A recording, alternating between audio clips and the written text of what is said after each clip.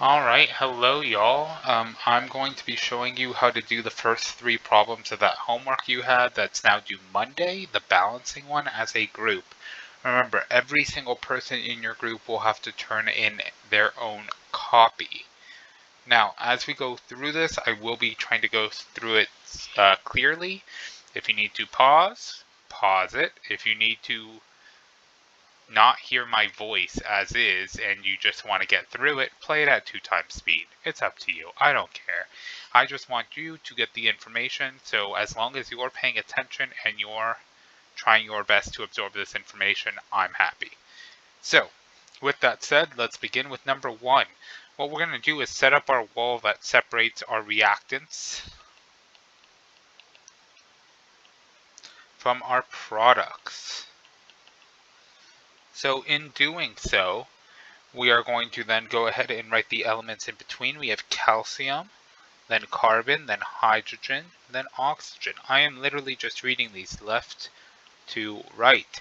And if the conservation of mass and conservation of matter hold true, we should also have the same elements appear on the other side. Maybe just in different amounts, but that will be fixed when we balance them. So starting off, we have 1 calcium on the left and 1 calcium on the right. So whoever had calcium's chilling. We have 2 carbons on the left because we have this little 2 right here. And again, we have 2 carbons on the right. Hydrogen, we also have 2 hydrogens on the left.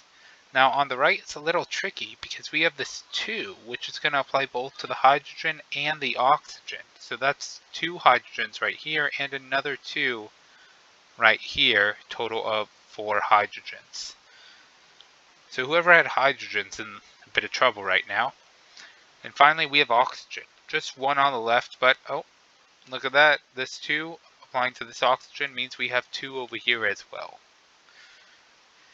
So starting from top bottom, we see that calcium's good, carbon's good, hydrogen is not good. So let's go ahead and correct that. We can do that by finding out what we can multiply 2 by to get 4. That is 2, so we're going to go ahead and, 2 times 2 does equal 4. So that will balance. So we got to find hydrogen on the left side. Now that is going to be right here. So we'll go ahead and drop our 2 right in front of that. Now with our coefficient, because it's a coefficient, it applies both to the hydrogen and oxygen. So we have to recount our oxygen. That is no longer 1, but that now is 2, which, hey, turns out balances our equation. So with that said, we are balanced. Our coefficients are 1, 2, 1, 1. Now, normally we do not write the 1s, and if you do not write the 1s, good for you. We don't want to write them because, again, scientists are lazy. We don't write 1s. So, with that said, we're going to move right on to the second problem.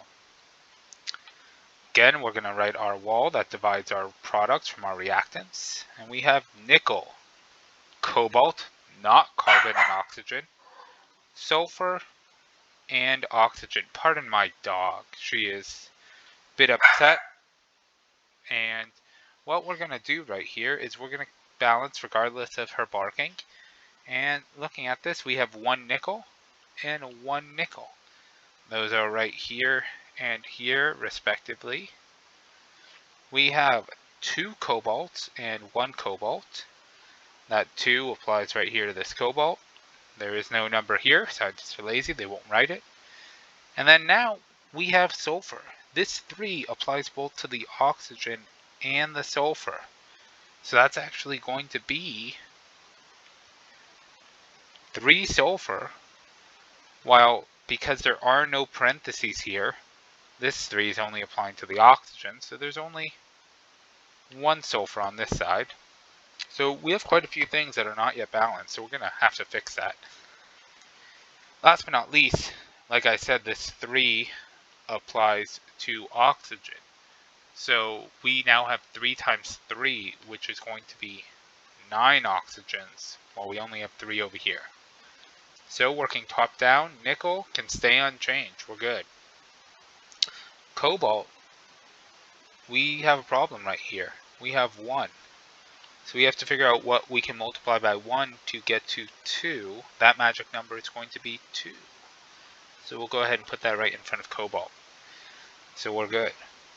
Sulfur, again we have a problem. We have to figure out what we can multiply by sulfur to get to 3. Now this one may be a little harder, but turns out it's 3. 3 times 1 is 3.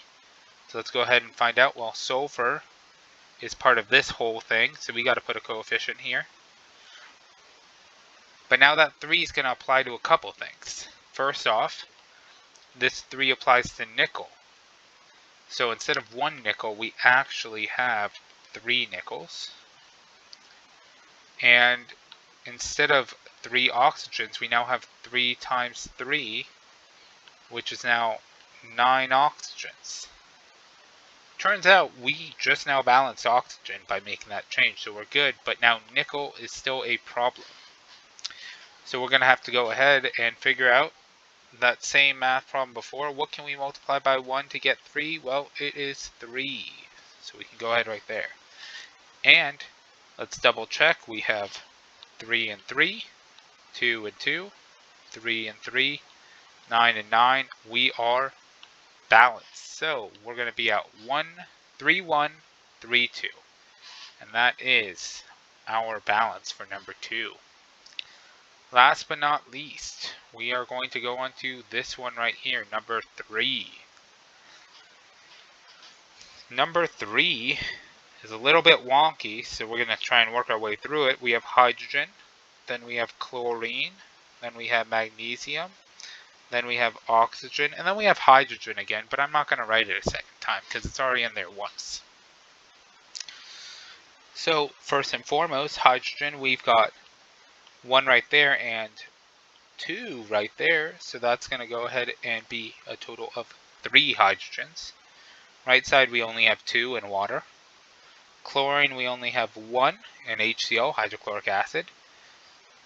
And on the right side we have 2 in magnesium chloride, MgCl2. On the left side, reactants, we have 1 magnesium. On the right side products, we have 1 magnesium. That's our first balanced one so far. Finally, oxygen. We've got that 2 right there again, so that's going to be a total of 2, while we only have 1 in our water. So let's go ahead and start balancing. Now, this becomes tough. I don't have a whole number coefficient that I can multiply 2 by to get to 3. If I wanted to make this work, I'd have to use a fraction. So for now, I'm just going to leave that blank. We're gonna skip it. We're gonna skip hydrogen. We're gonna come down here to chlorine. That's a little bit easier math I can do. Now that's just, I have to find out what I can multiply 1 by to get 2. Well, that's gonna be 2. So I'll go ahead and put a big 2 there. And chlorine's good. Now, we have to look at what that 2 affects. This 2 not only affects this chlorine, but also this hydrogen. So now we have 2 hydrogens here and 2 right there. 2 plus 2 can be equal to 4, so this is no longer 3 but a 4. Which means I no longer have to equal 3. I can go ahead and equal 4. And that's some easy math. That's just a 2. Go ahead and put that there too. Lastly, I gotta check. Well, this 2 affects the hydrogen, and we have 2 times 2 right there. That's 4, that's solid. This 2 also affects that oxygen. So instead of 1, we now have 2 oxygens. So doing my final check, I can see that we have 4 hydrogens on the left, 4 hydrogens on the right. We're good. 2 chlorines on the right, 2 chlorines on the left. We're good. 1 magnesium on the left, 1 magnesium on the right. We're good. And 2 oxygens on the left and 2 oxygens on the right. And we are good. Hopefully this video helps you in figuring out how to do these balancing equations. If you have any questions, please send me a message on Schoology and I will get back to you as soon as I can. Bye.